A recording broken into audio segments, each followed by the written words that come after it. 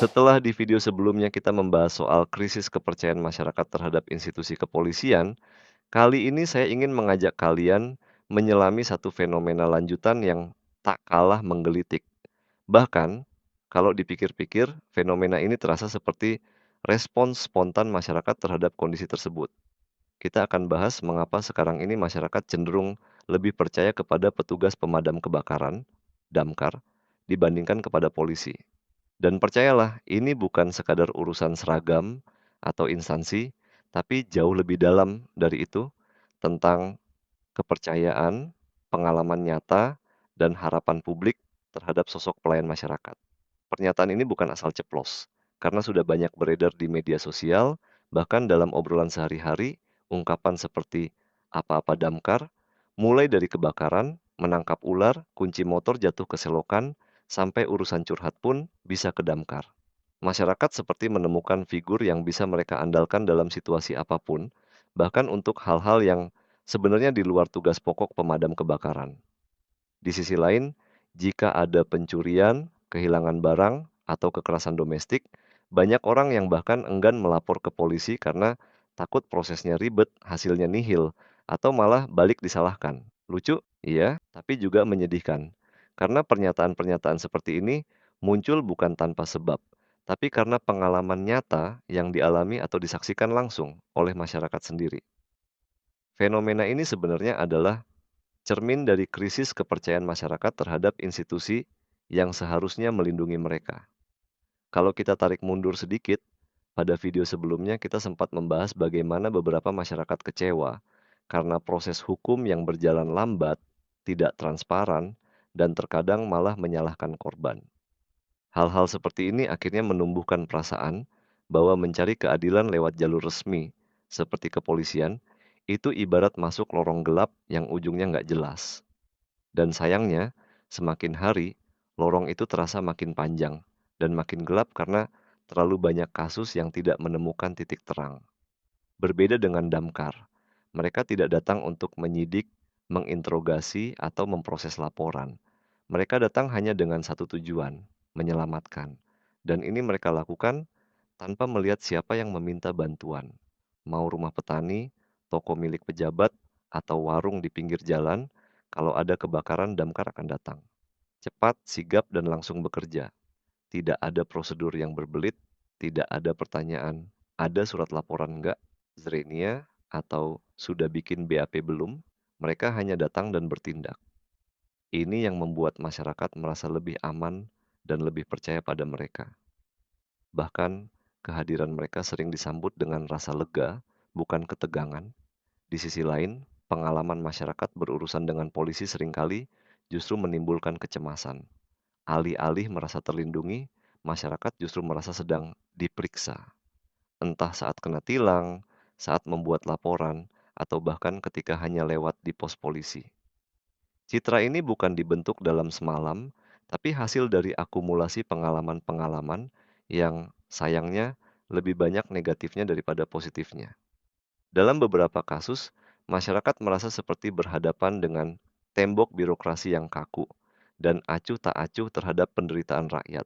Kalau kamu pernah melihat berita atau video viral tentang petugas damkar yang menyelamatkan kucing di atap, mengevakuasi warga saat banjir, atau bahkan membantu membuka cincin yang tersangkut di jari seseorang, kamu pasti tahu betapa besarnya empati publik terhadap profesi ini. Mereka dianggap heroik, bahkan dalam hal-hal kecil. Sedangkan polisi, mungkin ada yang seperti itu juga, tapi sayangnya kisah positif dari institusi kepolisian sering tertutupi oleh berita-berita buruk seperti suap, kekerasan, atau penyalahgunaan wewenang. Dan bukan hanya berita, cerita dari mulut ke mulut pun memperkuat stigma tersebut. Yang menarik, perbedaan citra ini bukan soal seragam atau instansi semata, tapi soal bagaimana masyarakat merasakan manfaat langsung dari keberadaan mereka. Damkar datang tanpa meminta imbalan, tanpa basa-basi, dan tanpa menciptakan ketegangan. Polisi, di sisi lain, hadir dengan kesan otoritatif, kaku, dan kadang justru menimbulkan rasa takut, bukan rasa aman. Ketika seseorang lebih tenang melihat truk merah besar daripada mobil patroli, itu pertanda ada yang salah dengan persepsi kolektif masyarakat. Di video sebelumnya, saya sempat menyinggung soal hukum yang tajam ke bawah, tapi tumpul ke atas. Nah, dalam konteks ini, hal itu sangat relevan. Masyarakat seringkali merasa bahwa keadilan hanya berlaku bagi mereka yang tidak punya kuasa, sedangkan mereka yang punya uang, jabatan, atau koneksi bisa main belakang dan lolos dari jerat hukum. Dan siapa yang dianggap membiarkan ini semua terjadi? Ya, institusi penegak hukum, termasuk kepolisian. Maka tak heran jika kepercayaan masyarakat makin terkikis. Mereka butuh harapan, dan ketika polisi gagal memberikannya, mereka mencarinya di tempat lain. Lalu, apakah semua polisi buruk? Tentu tidak. Kita tidak sedang menggeneralisasi. Masih banyak polisi yang bekerja dengan penuh dedikasi, menjaga keamanan dengan ikhlas, dan punya integritas tinggi. Tapi masalahnya adalah yang viral bukan mereka. Yang muncul di berita adalah oknum yang menyalahgunakan kekuasaan. Dan inilah yang akhirnya membentuk opini publik. Kita semua tahu bahwa persepsi itu dibentuk bukan hanya dari realita, tapi dari narasi yang sering muncul, dan sayangnya, narasi yang sering muncul tentang polisi adalah narasi negatif. Fenomena ini sebetulnya tidak hanya terjadi di Indonesia. Di beberapa negara lain, institusi penegak hukum juga mengalami krisis kepercayaan. Tapi di Indonesia, dampaknya terasa sangat dalam, karena masyarakat kita sangat menjunjung rasa keadilan, gotong royong, dan empati. Ketika nilai-nilai ini tidak dijaga oleh institusi, masyarakat mulai mencari figur lain yang bisa mewakili nilai tersebut. Dan disinilah Damkar mendapat tempat istimewa. Mereka menjadi simbol kepedulian yang tidak bersyarat. Dalam banyak kasus, petugas Damkar bahkan rela mempertaruhkan nyawa demi menyelamatkan orang yang sama sekali tidak mereka kenal, dan mereka tidak meminta pujian atas itu. Ini adalah pengabdian yang tulus. Bandingkan dengan beberapa kasus yang melibatkan polisi yang baru bertindak ketika ada sorotan media atau hanya menunjukkan kebaikan ketika ada kamera. Ini menimbulkan kesan bahwa pengabdian mereka bukan berdasarkan integritas, tapi pencitraan. Dan masyarakat sekarang sudah cukup cerdas untuk membedakan mana yang tulus dan mana yang hanya formalitas. Citra baik yang dimiliki Damkar bukan dibentuk dari kampanye atau iklan, tapi dari tindakan nyata di lapangan. Mereka tidak membela siapa-siapa, tidak terlibat dalam politik, dan tidak menuntut imbalan. Mereka hanya bekerja, dan itu sudah cukup untuk membuat mereka dihormati. Mereka adalah figur yang hadir dalam krisis, bukan untuk memberi janji, tapi untuk memberi pertolongan nyata. Saya pernah membaca komentar di media sosial yang bilang, kalau petugas damkar lewat, saya pengen kasih minum. Kalau polisi lewat, saya pengen sembunyiin surat tanda nomor kendaraan. Lucu, tapi juga menyedihkan karena ini menunjukkan betapa jauhnya jarak emosional antara masyarakat dan polisi. Jarak ini tidak bisa dipulihkan hanya dengan pidato atau program reformasi di atas kertas. Butuh aksi nyata yang konsisten dan terukur.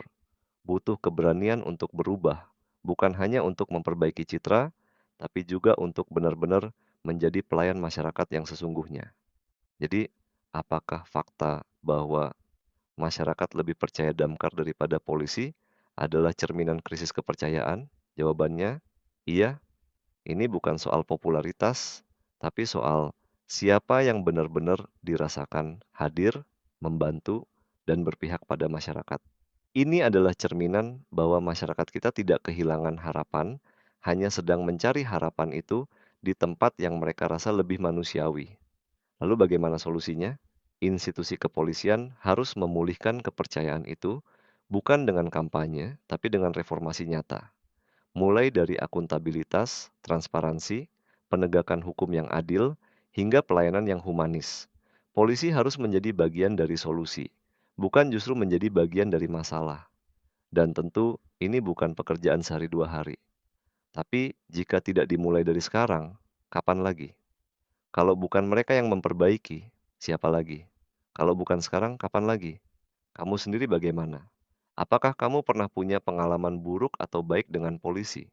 Pernah lihat langsung bagaimana Damkar bekerja di lapangan? Bagikan cerita dan pendapat kamu di kolom komentar. Karena dari situ, kita bisa lihat perspektif yang lebih luas dan mungkin menemukan benang merah dari apa yang sebenarnya sedang terjadi di tengah masyarakat kita. Terima kasih sudah menonton sampai akhir. Semoga video ini bisa jadi bahan refleksi kita bersama dan semoga ke depan kita bisa hidup di negara yang institusinya benar-benar bisa dipercaya dan berdiri di sisi rakyat.